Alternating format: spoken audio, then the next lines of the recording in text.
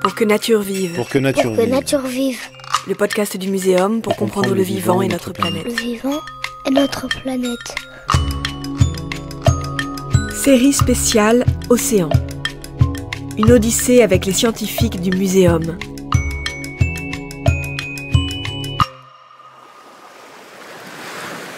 À quel prix l'océan absorbe-t-il nos émissions de CO2 et de chaleur ?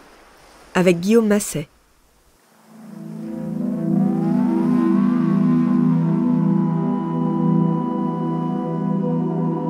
Le plus dur, ce n'est pas la chute, c'est l'amérissage. Dans un épisode précédent, Guillaume Masset, chargé de recherche au CNRS et basé à la station marine de Concarneau, station du Muséum national d'histoire naturelle, nous a expliqué comment l'océan régulait le climat et nos excès en absorbant chaleur et CO2. Il revient aujourd'hui nous expliquer les conséquences de ce rôle tampon pour l'écosystème océanique. Bonjour Guillaume. Bonjour. Alors, en absorbant 90% des excès de chaleur sur la Terre, l'océan s'est sacrifié pour nous en se réchauffant. Quelles sont les nombreuses conséquences à la hausse de température de l'océan et qu'est-ce que ça a comme conséquence sur son propre équilibre ? Dites-nous. Alors, moi j'aime bien ce propos-là, équilibre. C'est vrai que dans l'océan, tout est en équilibre. Les masses d'eau sont en mouvement. L'océan, c'est l'absorption de 90% des excès de chaleur sur Terre.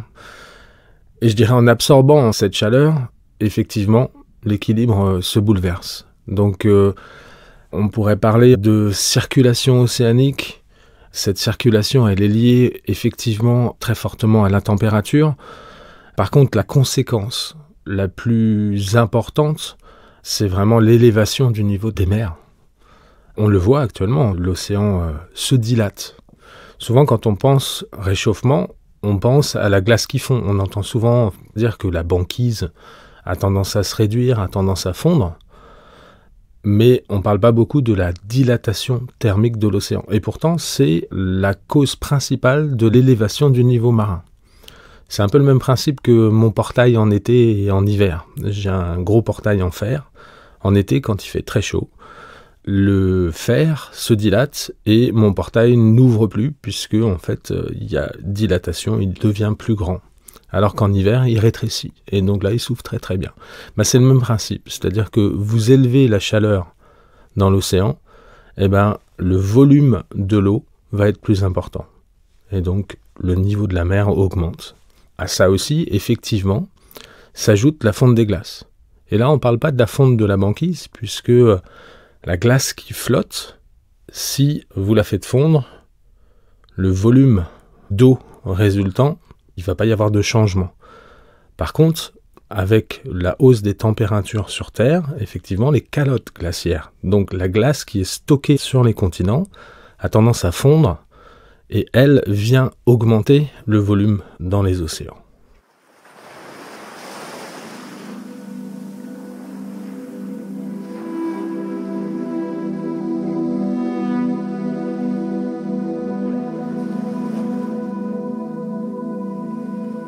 Vous êtes vous-même un spécialiste des pôles et en tant que tel, vous avez pu constater ce que fait la fonte des glaces sur la chimie de l'océan et ses courants profonds. Est-ce que c'est ça qui est à l'origine de répercussions météo extrêmes ? Alors, oui, dans le sens où quand vous fondez de la glace, et notamment de la glace continentale, c'est de la glace qui n'est pas salée, c'est de l'eau douce. Et donc, vous allez changer la salinité de l'océan. Donc, tout cet apport d'eau douce va faire que l'eau est moins salée. Si l'eau est moins salée, ça va impacter un processus qu'on appelle la circulation thermohaline. Donc la banquise, c'est de l'eau de mer qui gèle. Et ce qui se passe, c'est que quand vous gelez de l'eau de mer, vous avez une partie du sel de cette eau de mer qui est expulsée de la glace. Et donc vous avez les eaux qui sont en dessous qui vont devenir plus salées. Mais à partir du moment où vous démarrez avec de l'eau de mer qui est déjà moins salée, vous allez former des eaux qui vont être un tout petit peu moins salées que d'habitude. Donc elles sont froides, elles sont quand même salées, mais un petit peu moins. Donc elles vont avoir tendance à couler, puisque une eau salée et froide, c'est une eau dense, c'est une eau qui coule. Et donc, comme vous avez vos eaux en fait, qui sont un tout petit peu moins salées, elles vont avoir tendance à couler moins vite. Et donc ce phénomène de circulation thermohaline va avoir tendance effectivement à se ralentir. Et finalement, La circulation thermohaline, c'est toute la circulation océanique. Donc c'est un peu un tapis roulant. Vous avez des eaux qui plongent, elles se font remplacer par des eaux qui arrivent. Et donc, grosso modo, c'est comme une grosse machinerie qui va mettre en route tout l'océan et qui va permettre aux masses d'eau de circuler. Et donc là, en fondant des glaces, en baissant la salinité de l'océan, cette machine est un peu moins performante. Et en termes météo, qu'est-ce qu'il faut craindre ? C'est tout le transport de chaleur, c'est si les eaux circulent un peu moins vite, les courants sont un peu moins puissants et ainsi de suite. Par exemple, on va dire que dans les zones tropicales, vous allez avoir de l'eau qui va se réchauffer à cause du réchauffement, bien sûr, de l'atmosphère, mais le fait qu'elle réside plus longtemps aussi au niveau des tropiques, qui va passer, par exemple, certains points critiques, comme, je dirais, une température de 25 degrés, par exemple. Et souvent, en fait, 25 degrés, c'est le seuil de formation des cyclones et des ouragans. Donc, il y a des risques d'avoir des événements un peu plus extrêmes. Vous regardez au Texas, vous le regardez en Floride, où il y a de plus en plus d'ouragans et de tornades. Donc ça ne nous est pas expliqué au journal météo, mais la multiplication des ouragans, des cyclones, des tornades, c'est une conséquence indirecte de la fonte des glaces. C'est un peu raccourci, mais on va dire ça comme ça, ouais.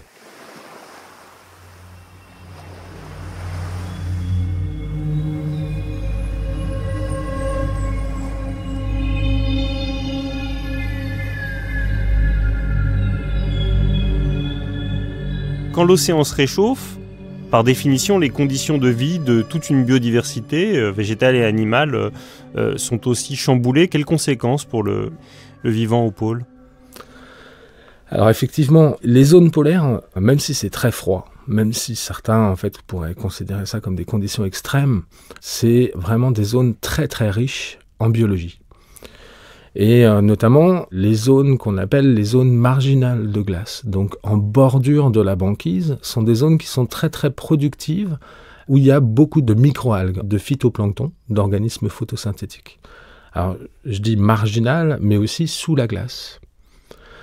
Si vous réchauffez l'océan, si les températures atmosphériques se réchauffent, vous allez effectivement avoir une banquise qui va fondre plus vite.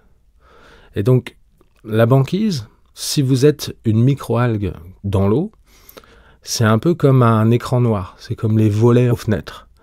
La microalgue a besoin de soleil et de l'énergie lumineuse pour faire de la photosynthèse, pour capter le CO2 et pour faire du carbone, pour vivre. Et donc, si vous ouvrez les volets un peu plus tôt, parce qu'il fait plus chaud, la banquise fond plus vite, les algues vont se mettre à pousser un peu plus tôt dans la saison. Et donc, dans un milieu où tout est extrême, les organismes sont hyper spécialisés, c'est-à-dire que le copépode, donc le zooplancton, qui lui est armé pour aller manger des microalgues, pendant l'hiver, il descend en profondeur et puis il a tendance à remonter au printemps. Mais s'il remonte trop tard, parce que justement les volets ont été ouverts trop tôt, tout ça engendre des dérèglements dans les chaînes alimentaires, dans le transfert de l'énergie du phytoplancton vers le zooplancton et puis vers les organismes prédateurs supérieurs, on va dire, tels que les oiseaux, les poissons, voire même les humains. Donc ça engendre des catastrophes à cause de différences de timing comme ça. Grosso modo, les volets s'ouvrent trop tôt.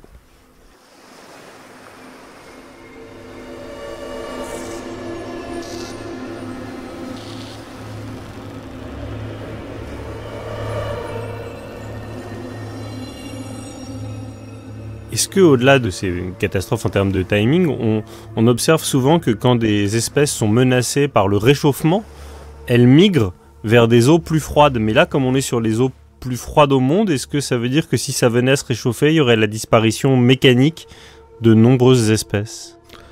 Alors vous avez raison, les organismes ils peuvent pas aller à de plus hautes latitudes, ils sont déjà très très hauts en latitude. Mais cela risque effectivement de se faire remplacer par des espèces qui vivaient un peu plus au sud auparavant. Un exemple, c'est la morue. Alors, en Arctique, on a ce qu'on appelle la morue polaire. Alors, c'est pas celle qu'on a l'habitude de manger. Mais par contre, elle est essentielle. C'est un peu comme le poisson fourrage de l'Arctique. Il y en a des tonnes et des tonnes. C'est une espèce qui est vraiment centrale au niveau des écosystèmes. Elle est mangée par exemple par tout un tas d'oiseaux, par des phoques. Et effectivement, avec le réchauffement, ce qu'on observe là, c'est qu'il y a des espèces qui vivent un peu plus au sud, qui ont tendance à venir sur les territoires de la morue arctique, et notamment la morue boréale, celle qu'on mange, elle a tendance à remonter. Les Vikings se sont rendus compte que pendant les périodes chaudes, la morue avait tendance à remonter en latitude, et que pendant les périodes froides, il y avait beaucoup de morues en Islande, mais aussi en fait le long des côtes du Groenland, alors que pendant les périodes froides, la morue restait plus au sud de l'Islande. Et donc il y a tout un tas d'espèces comme ça qui, avec le réchauffement de l'Arctique, ont tendance à migrer vers le nord.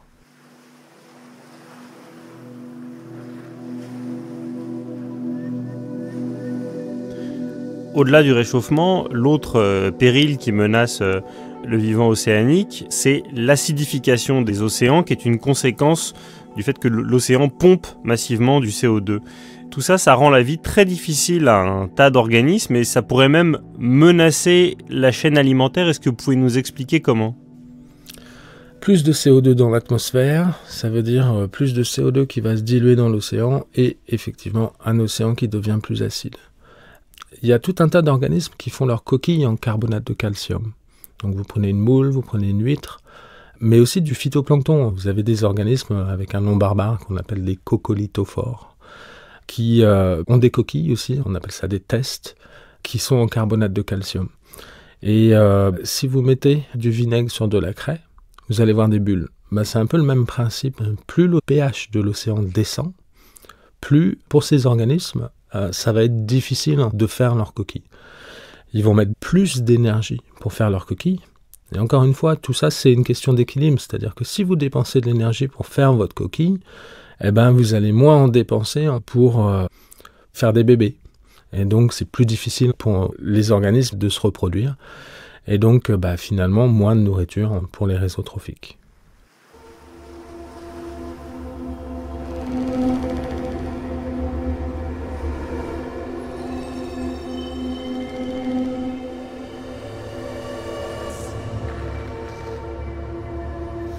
Alors décidément, c'était pas l'épisode des bonnes nouvelles parce que je voudrais qu'on finisse sur une petite bombe cachée. On a parlé de l'élévation de la température de l'eau en surface et également sous l'eau, mais elle se réchauffe également dans les fonds marins. Et quel péril particulier faut-il redouter avec l'élévation de la température dans les fonds marins ? Effectivement, tout à l'heure, je vous ai dit que l'eau circulait, que vous avez une circulation en 3D avec des eaux qui plongent, certaines qui remontent. Une eau plus chaude, c'est moins de CO2 qui se solubilise dans cette masse d'eau. C'est aussi moins d'oxygène. Une eau moins riche en oxygène, c'est une eau qui va être moins propice à la vie. Parce que vous avez des organismes qui respirent justement cet oxygène. Et donc, une eau qui était chaude en surface, elle va plonger, elle va être moins propice à la vie, et donc c'est ce qu'on appelle la désoxygénation de l'océan. Et puis après, on parle souvent, en zone arctique, du permafrost ou du pergélisol. Donc, de tous ces sols qui sont congelés, qui contiennent une grande quantité de carbone, et qui ont tendance à fondre. Et finalement, il y a l'activité bactérienne qui reprend et il y a éventuellement formation de gaz à effet de serre, cette fois-ci du méthane par exemple. Au fond de l'océan, il y a des zones où il y a du méthane qui est en quelque sorte solidifié. Et le fait qu'il puisse être solidifié, c'est lié à une basse température, à la pression bien sûr, puisque c'est profond. Donc haute pression, basse température. Et finalement, si vous réchauffez le fond de l'océan, cet équilibre ne tient plus. Et donc, vous allez avoir des bulles de méthane qui vont migrer vers la surface. Le méthane va devenir gazeux et puis va venir s'ajouter aux gaz à effet de serre qu'on émet dans l'atmosphère. Donc, ça aussi, c'est une petite bombe climatique. Donc, potentiellement, un réchauffement de l'atmosphère hors de contrôle qui serait lié à une élévation de la température tout en bas de l'océan. Donc ce que vous nous avez expliqué, c'est que le vivant sur Terre, il tient grâce à un équilibre très fragile qui est principalement lié aux fonctions océaniques et qu'il faut vraiment qu'on chérisse l'océan avant qu'il soit trop tard. Tout à fait. Je pense que plus que jamais, c'est important de dire qu'il y a des limites à ne pas franchir pour ne pas rompre tous ces équilibres. Humilité face aux limites. Merci beaucoup Guillaume Massé.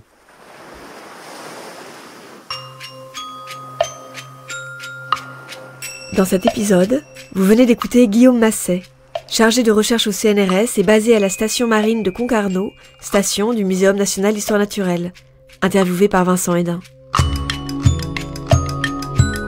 Pour que nature vive, un podcast produit par le Muséum national d'histoire naturelle et création collective, avec le soutien du Crédit Agricole et de la financière de l'Échiquier. Pour la réédition du livre Avant que nature meure de Jean Dorst, Robert Barbeau, professeur au Muséum, a écrit une postface intitulée Pour que nature vive, qui a inspiré le titre de ce podcast.